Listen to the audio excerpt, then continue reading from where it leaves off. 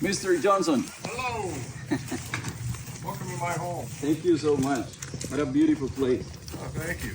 Likewise. Congratulations on all the success. Thank you very much. Very proud of you. Very proud of you. And what's this Thank young you. man's name? Juan Martin. Juan. It's a Nice pleasure. to I meet think you, we met Juan. once before. Yeah, we did. correct? Yeah. Why don't you guys come on inside here? Thank you. Would you like some colder drink? Maybe water if you have. All right. So tell me about all the success. What's been going on with this? First of all, again, I want to thank you for all of this. My pleasure. You cannot imagine how much you added to this video. I can't believe For that. real, for real. Everybody I'm just a damn admires you. banjo player, you know? No, but you are not a banjo player. You are the banjo player. Yes. And we entered this song in the Grammy Awards, live You did. awards. Now you have a manager? I do, yes. It's, you have to belong to the group, Yes, right? You know, the whole- I'm a member of the academy right now, so you have to become a voting member. It took me like probably 3 years to become a member because in order to do that you have to have a lot of credits. It means you need to have an amount of songs, like have been released in a period of time. That's got to be exciting. It is. It is very much. I've been reading a lot about what you have done, and I know you invented a technique which is called. I get really humble when, you know, everybody says I did this, you know. Yeah, I didn't set out to do it, it just happened. I was working at the Crystal River nuclear power plant at your age. When you were little, I was 26 when I went out there. I was on the night shift. I was the radiation safety officer. And I'd bring my banjo in at lunch hour at 2 in the morning. Guy would have a guitar. I wouldn't sit around picking.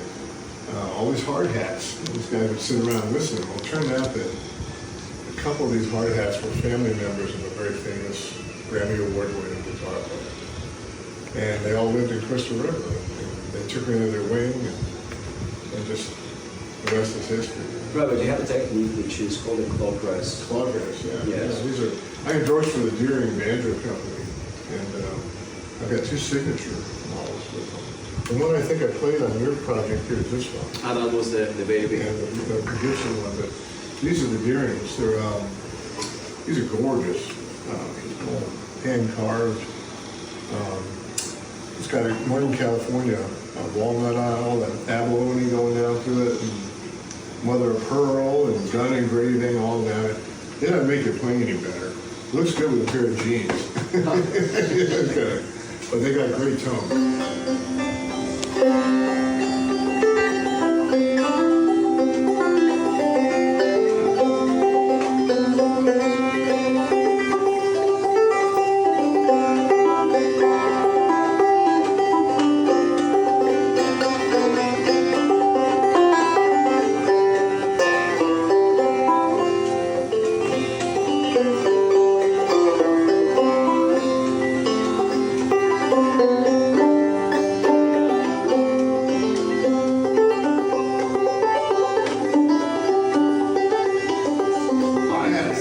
You and your family are going to be getting an invite. The guy that guy in the picture up there looks like Uncle Fester from Munster.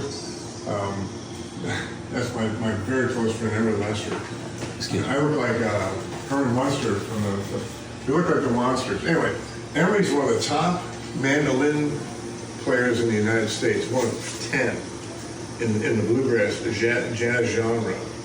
And that's recognized by Ricky Skaggs, all these famous mandolin players, David Grisman out of San Jose, California. And this cat, he's a real musician, and all our music, he plays the guitar, he plays the mandolin, he sings, plays bass, plays Irish harp, plays piano, kicks a banjo like you wouldn't believe. Complete artist. But he took a real interest in what I was doing 27 years ago, and the rest is history. You know, we got a lot of awards, we traveled throughout Europe, did all kinds of stuff. Plus we kept our day jobs.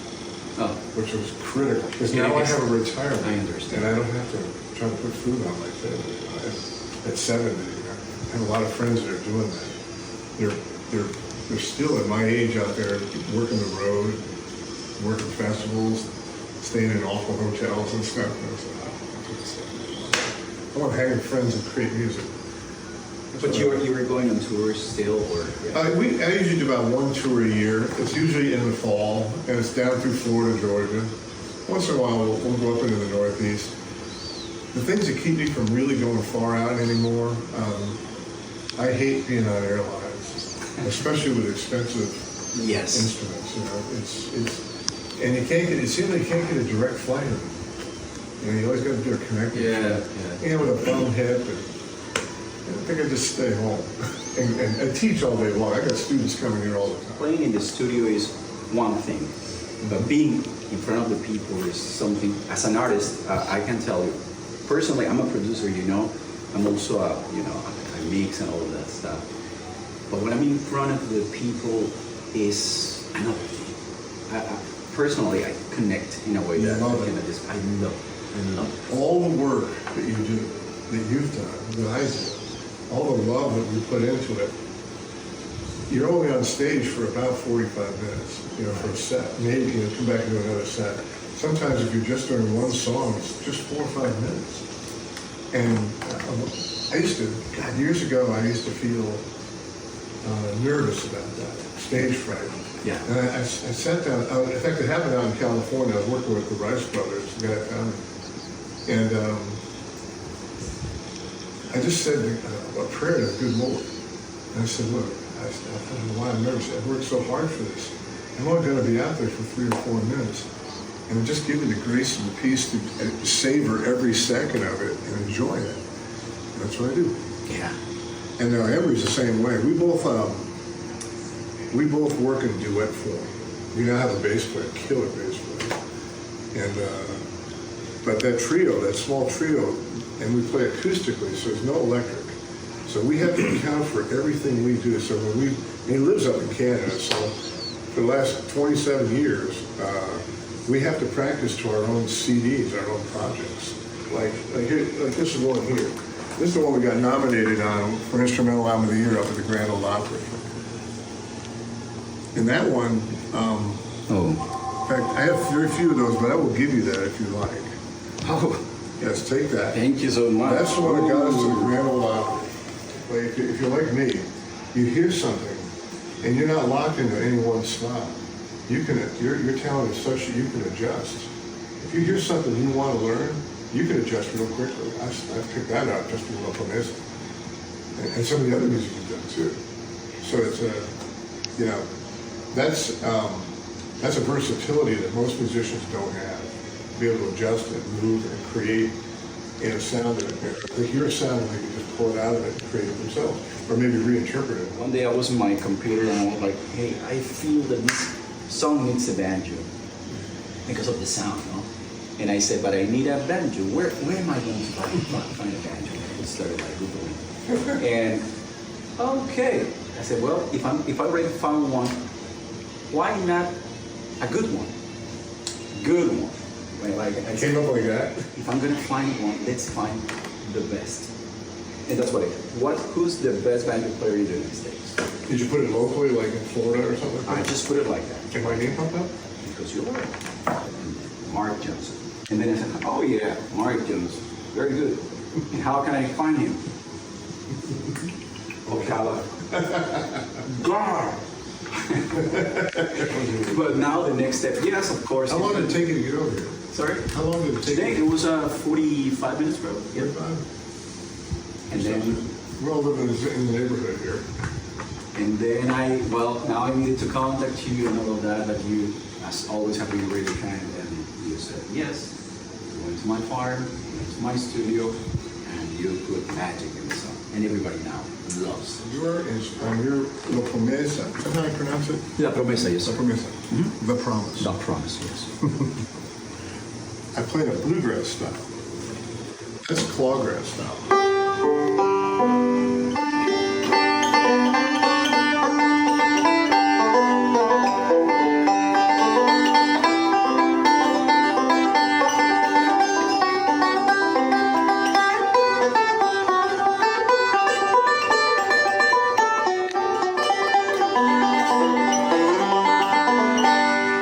That's bluegrass style. In La Promesa, it was fun to do because it's just a rolling sound. It would roll right behind the melody on it. I loved it. You know, in fact, you had explained to me something about it took your song from a love song to it up-tempoed where people could dance to it. You mentioned something about that too. Yeah, that's like a ranchera song, like, you know, Mexican style, but it's the same pattern that we use for electronic music as well. So you don't see it easily, but it's there. You got any new ideas? Do I have any what? Have you got any new ideas? Any new ideas? Yes. Oh, that's a guitar, right? Oh yeah, how so? Thank you. That's a 1951 Martin D28. Okay, so a new song that I have right now, nobody knows it, but it's coming. Something like this, and We've got our cameraman over here. Ya son varios años y muchas nochecitas, tanto que se duerma para desnudarla de su cobijita, diciéndole cositas para que la luna llena viva siempre cerca de nuestra casita. Ay, ay, ay, ay, cómo se me queda el alma cada vez que se amanece y me veo en sus ojos por la mañanita. Ay, ay, ay, ay, cómo me alegra la vida. Ay, cielito, si me quieres, nunca te la lleves, quédate allá arriba.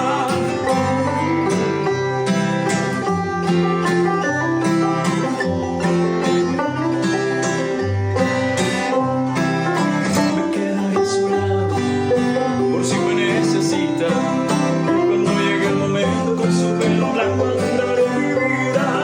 Ay, ay, ay, ay, cómo se me llena el alma cada vez que se amanece y me veo en sus ojos por la mañanita. Ay, ay, ay, ay, cómo me alegra la vida.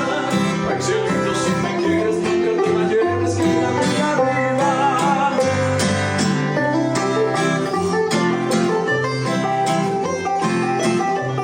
Just that part right there, that second part where the Okay. banjo would come in. Yes. Give me a count. 1, 2, 3, 1, 2, 3.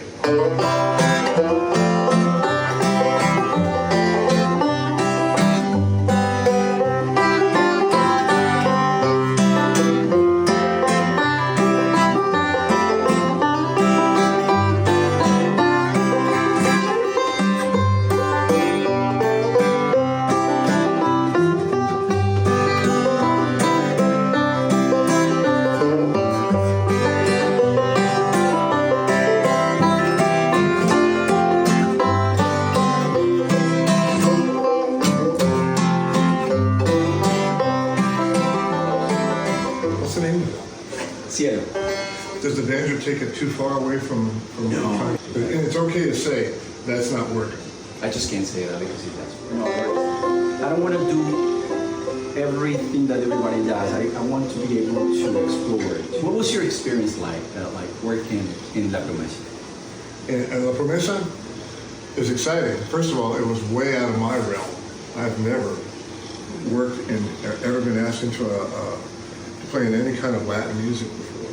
But I know that there's a lot of connection. The time signatures are the same, the chords are the same, so why not? Coming to meet you, but then hearing the music was so professionally done. Thank you, sir. It was so, and the other musicians in particular on that project were superb. And I consider it an honor to get to work with guys like that, like yourself. And that's why I said I'm going to kick in on this one. This is going to be fun. It's going to be different. And then when you asked me to be in the video, I said, well, we're getting a little heavy here, but I'll do it anyway. Yeah, it was great. Got to meet your family, got to meet a lot of your friends. So, I think, in my opinion, that music connects musicians, of course, but connection is something that you cannot describe, that you cannot use math to do that. Connection between musicians is something that is undescribable. We feel. We think, but we feel more than we think. And that's why I feel so blessed to have had Mark Johnson in my project. And I hope that it comes back to, that you come back to my songs, and why not someday in life, if you decide that, probably to be on the stage with me.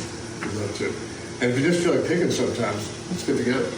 Oh, that would be great. Just Yes. making some music. See, that's the creative process. Just getting together like this informally and just bouncing stuff off each other. We do it all the time in my genre of music. In fact, on a Saturday over here, I had two of the biggest, greatest songwriters out of Nashville here. One lives in town, and these guys are writing constantly. And my bass player was here, and one of the other songs, good guitar player, good singers and stuff. So we were just creating more country-oriented type stuff, but it was good stuff. Modern. It wasn't twangy.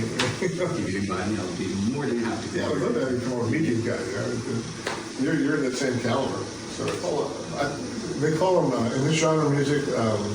Mark's having a pickin' over at his house. And we pick our instruments. A pickin' means it's a get-together.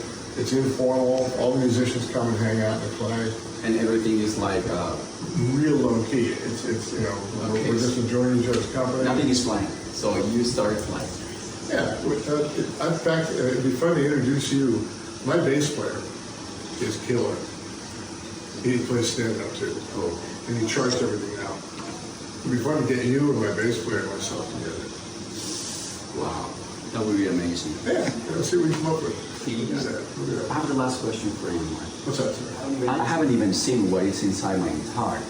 But you gave me something. Rattlesnake rattle. Yes. Yeah, correct. But you explained something to me that I tried to do my best to understand. Oh, what does it mean? What does it mean? Yeah. And it's there. I'm not gonna move it. I have it like something that is gonna be in my guitar forever. In the bluegrass world, and in country music, but more bluegrass music, a lot of this bluegrass music, American traditional music it's got everybody in it. You name it. It's got Latin, it's got something. If you trace it all the way back to about 160 years ago, the Scotch-Irish had moved into the Appalachia and all those mountain towns up through Georgia, and Virginia, and the Carolinas, and Tennessee, and all that stuff. Well, there was an absolute collision of Scotch-Irish music and African rhythm with the slave banjo players, and they just brought this incredible rhythm together, which I think is the foundation. Plus, you had the Latin music, you had the Mexican music, which was so intense at the time. All that stuff was happening all at once back then, and it just started building out to what we have today. I mean, look what's going on. I mean, if you look at the history, it's just amazing. So, taking it back to the rattlesnake thing, in the mountains of West Virginia and Tennessee and the Carolinas, it was a superstitious thing for good luck to put a rattlesnake rattle in a guitar. More so in a fiddle, because a lot of fiddlers were out of there because the fiddle's supposed to be the devil's instrument, right? That's what they used to call it up there. So they put a rattlesnake rattle in. It's all it's all nonsense stuff. But in fact, Tony Rice, the great guitar player, I gave him one. He goes, dude, that'll keep the cigarette ashes stirred up in my guitar. So it's what you want to make of it. Yeah, it's really interesting. It's an American tradition in bluegrass music to put a rattle in a fiddle and a guitar, open back, acoustic guitar. Well, so I gave you a little bit of the old American traditional stuff out of the hills of. I don't know, but something is giving me luck. So it's not luck, man. I'm telling you right now. It's great you think that way, but it ain't luck. It's all professional. Thank you, sir. You ever heard of the NAMM show out in LA, Los Angeles? It's the biggest music convention on earth. And it happened in Anaheim, California, where they've got about 5 different convention centers right there. I know what you're talking about. Yes. And in the acoustic world, they got one whole convention center that's not just for acoustic. I think they'll have like gangster rap over here. They'll have orchestra right next to that. It's so crazy. And there's so many weird-looking people walking around. It's like a fish tank. So when we first went in there, they had this 15-piece. They were just set up in this one area. It was a 15-piece Mexican mariachi band. These guys were killing it. Yeah. They were killing it. They're amazing musicians. And every one of them knew what the hell they were doing. And it was so much fun to watch. And the people were, come on, we gotta go. I can't go. I can't go. Yeah. Good music is good music. Doesn't matter what you listen to. And sometimes people learn, they don't go to universities or college or anything to learn. They are just like, they learn by themselves, and they are incredible musicians because they feel the music, Yeah, they live it. They feel it, they live it. Not all of them, of course. Some of them study. I've learned a technique of recording, and it's It's a classic technique. So Al Schmidt is one of the engineer. Have you ever heard about him? Yeah. Oh my gosh, he is the best for me. Did you string auto harps too? No, I don't know. He's Oscar Schmidt, I think it's somebody else. this guy does not EQ ever. He does not EQ. What he says is, I'm EQ at the moment I'm recording. So if I want something bright, I will record with this instrument, which is bright. And I'm trying to follow his steps because I know that right now as a producer, I study a lot, but most of them are EQing, so the sound is not natural anymore. Yeah. Because I choose the right microphone, choose the right instrument, and I balance before I go to the mix. There's a saying in this country is you're speaking to the choir, which meaning you're talking to somebody that really understands what you're talking about. One of my plans in the future is to have you on stage with me. You have to. Please. Fine. I'll be happy to. Yeah. Come on, we'll do La Promesa. La Promesa, imagine that people. We'll nail it. And you know after dancing, we'll just stretch it out, make it long. Thing here. I'll try to read it without screwing it up, all right? Okay. Hello, everyone. This is Mark Johnson. And my good friend, Sebaztian Pereira, has included me and my banjo player on his great new recording and video, La Promesa. Sebaztian has a great new song in his hands with over 1 million likes on YouTube since the fall of last year. So check out La Promesa by Sebaztian Pereira on YouTube and enjoy his very cool music video. And if you enjoy it as much as we like creating it, then give it another like and pass it along to your family and friends.